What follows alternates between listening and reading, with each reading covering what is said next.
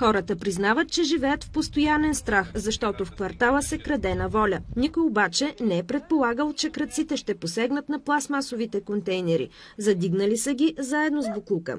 Това е демокрацията. Или Възраждане, цялата улица е на нож. И обезкостена. Няма. Нито един съд. За да опазят и малкото останали контейнери, потърпевшите се принудили да ги завържат с синджири. Откраднаха на съседа контейнера и сега правим комбина. Аз дадох катинара, той ключа и слагаме 2 семейства в един контейнер. Който е решил да краде, той ще среже веригата и пак ще го вземе. Срещу крадците няма спасение. То остава и аз да се вържа и вътре вкъщи с синджир, че да ме измъкнат.